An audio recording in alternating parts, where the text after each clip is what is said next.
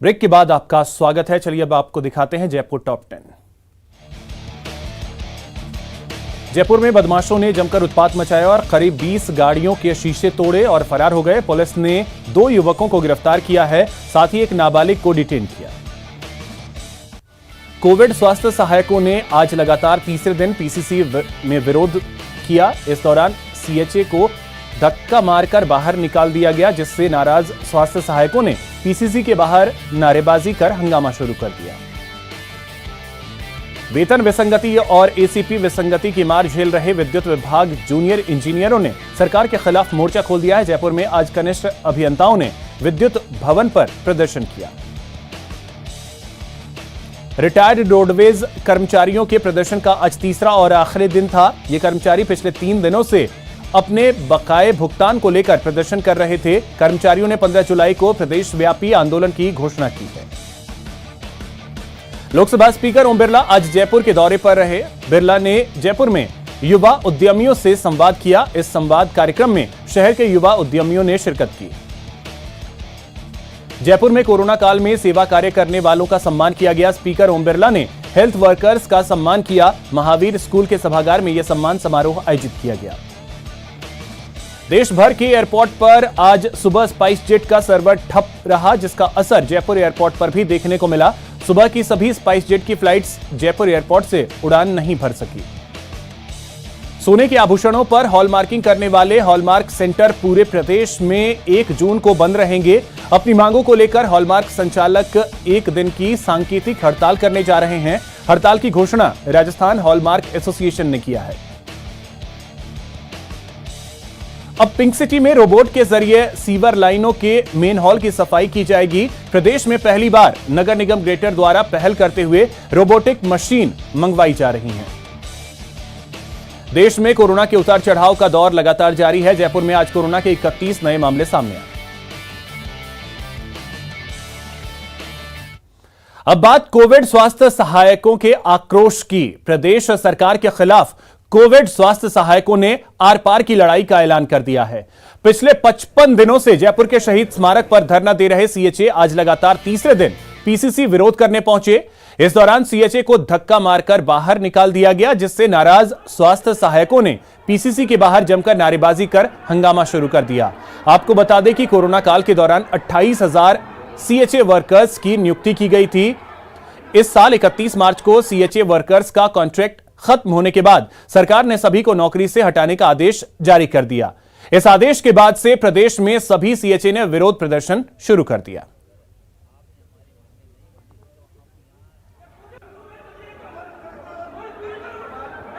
Covid महामारी में अपनी सेवाएं देने वाले कोविड हेल्थ असिस्टेंट बीते 55 दिनों से राजधानी जयपुर में धरने पर हैं, क्योंकि इनकी सेवाएं समाप्त कर दी गई थी और उसके बाद भी सरकार से कोई बात नहीं हुई है। लगातार यहां नारेबाजी कर रहे हैं। अलग अलग तरीकों से सरकार से अपनी मांग मनवाने की कोशिश जो है वो लगातार यहां पर करते हुए दिखाई दे रहे हैं। तरह तरह के प्रदर्शन इन्होंने किए हैं, लेकिन धरना यहां पर बदस्तूर जारी है। आज पुलिस प्रशासन ने इन्हें अल्टीमेटम दे दिया है कि यहाँ से उन्हें धरना स्थल को जो है हटाना पड़ेगा, यहाँ से उठना पड़ेगा। इसके साथ साथ उनका जो बिजली का कनेक्शन है वो यहाँ पे काट दिया गया है। उनके माइक बंद कर दिए गए हैं, स्पीकर यहाँ से बिजली का कनेक्शन हटा दिया गया है। साथ में इनका ये कहना है कि जो पेयजल की आपूर्ति यहाँ धरना स्थल पर होती रही है उसको भी जो है बाधित किया जा रहा है। यहाँ लोगों से बात करने की कोशिश है। किस तरह का अल्टीमेटम अभी पुलिस की तरफ से आप लोग को दिया गया है, क्या बोला गया है उनकी तरफ? पिछले 2 या 3 दिन से हम जैसे जो भी सरकार की जन सुनवाई होती है उसमें जाकर अपनी बात रखने की कोशिश करते हैं। प्रशासन द्वारा हमें 2 दिन से जन सुनवाइयों में जाने से रोका जा रहा है। कल भी हमने विधुड़ी जी के घर के बाहर जाके प्रदर्शन करने की कोशिश की थी। पुलिस ने हमें वहां से उठाया। 2 हमारे साथी हैं, उनके साथ बदतमीजी की। सरकार का दबाव है, तभी प्रशासन का ये रुख थोड़ा कड़ा हुआ है हमारे प्रति। और प्रशासन हमारी पानी की व्यवस्था बंद कर दी है, हमारी लाइट की व्यवस्था वो काट दी गई है। यही नहीं जाएंगे, 55 दिन से बैठे हैं और बैठे रहेंगे। चाहे हमारी लाइट काट दो, पानी बंद कर दो, हम यहीं रहेंगे। हम 2-3 दिन। ब्रेक के बाद आपका स्वागत है। बहुचर्चित देवा गुर्जर हत्याकांड एक बार फिर सुर्खियों में है। पूरे प्रदेश भर से गुर्जर समुदाय के लोग कोटा जिला कलेक्ट्रेट पर पहुंचे और प्रदर्शन किया। इस प्रदर्शन के दौरान सैकड़ों की संख्या में गुर्जर समुदाय के लोग कोटा उम्मेद सिंह स्टेडियम में एकत्रित हुए और वहां से रैली के रूप में जिला कलेक्ट्रेट तक नारेबाजी करते हुए पहुंचे। इनकी मांग है कि देवा गुर्जर हत्याकांड की जांच सीबीआई करे।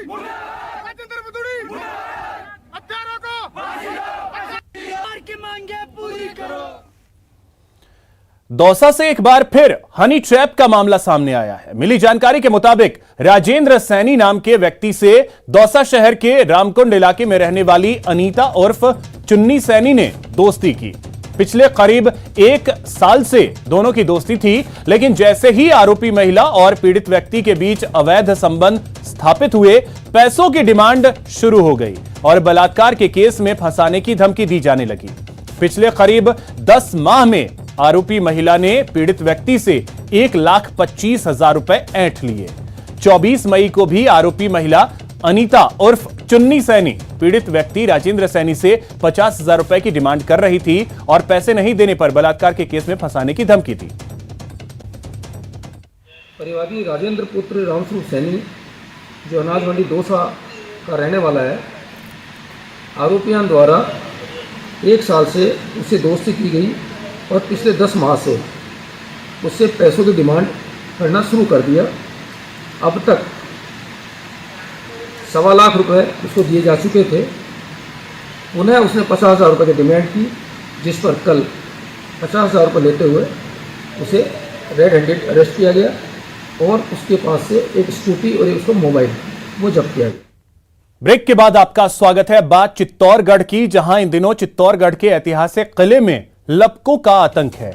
देश विदेश से आने वाले पर्यटकों की ऐतिहासिक किले की सुनहरी यादों पर लपकों का खराब अनुभव पानी फेर रहा है। हाल यह है कि यहां पर्यटकों को ठगी का शिकार बनाया जा रहा है और तो और यहां अवैध रूप से गाइड का भी काम किया जा रहा है। पर्यटकों को किले की इतिहास की गलत जानकारी भी दी जा रही है। साथ ही साथ ठगी का कोई भी मौका लोग नहीं चूक रहे। इनसे किले की सुरक्षा में लगे सुरक्षा गार्ड भी परेशान हैं। ऐसे अगर आ सकते हैं तो कुछ कोई भी लोग आ सकते हैं, मतलब लोकल लोग अगर अनऑथराइज तरीके से आते तो बाहर का कोई भी आ सकता है। तो ये एक सुरक्षा पे खतरे के निशान है कि कोई भी चीज को आके यहाँ कुछ भी कर सकता है। बार बार आते टूरिस्ट का कसते हम हमारा ये अंदर मंदिर है और मैं अंदर जाऊंगा। जहाँ तक टूरिस्ट गाइड का विषय आप लोगों ने बताया है, मैं इसकी जांच पड़ताल कराऊंगा और जो गलत है उसको गलत को नहीं होने देंगे, आप विश्वास है। जहाँ तक लपकों की समस्या है, उसके लिए जो पर्यटन विभाग है उसके द्वारा 200 गाइड्स की ट्रेनिंग का एक कार्यक्रम जारी हुआ है और आज जो है हमारे आवेदन लेने की अंतिम तिथि है। इसके बाद जो है 200 नए गाइड जो कि विभाग के द्वारा अनुमोदित होंगे, जिनकी ट्रेनिंग की जाएगी, लगभग अगस्त महीने तक हमारे चित्तौड़गढ़ के किले को मिल जाएंगे और इससे काफ़ी मैं मानता हूँ कि हम जो है लपकों की समस्या से इसका समाधान हो पाएगा। अब बात सीकर नगर परिषद की बड़ी लापरवाही की, जिससे एक इलाके की सड़क दरिया बन गई। कैसे, देखिए इस रिपोर्ट में। जो काम प्रकृति नहीं कर सकती उसे लापरवाही बड़ी आसानी से अंजाम दी जाती है। जल जमाव के बीच वाहनों की आवाजाही की ये तस्वीरें भी उसी कैटेगरी की हैं। मामला सीकर शहर का है, जहां नगर परिषद की लापरवाही से हजारों लीटर पानी व्यर्थ बह गया, जिससे सड़क बिना बारिश के ही पानी पानी हो गई। संवाददाता से मिली जानकारी के मुताबिक यहां नगर परिषद के संप वेल में लगी मोटर खराब हो गई। नगर परिषद ने उसे तय समय पर ठीक नहीं करवाया। इस वजह से रोड पर काफी दूर तक पानी भर गया, जिससे वहां से गुजरने वाले लोगों को खासी परेशानी का सामना करना पड़ा। स्थानीय लोगों की शिकायत के बाद नगर परिषद के अधिकारी मौके पर पहुंचे और दूसरे पंप सेट लगाकर पानी की निकासी का काम शुरू कराया गया। नोल रोड पे संपेल का मामला है। नोल रोड पे ये पंप खराब होने की वजह से रेगुलर पानी जो आता लोगों का, उसकी वजह से रोड के ऊपर पानी आ गया था। फिलहाल इतना ही। नमस्कार।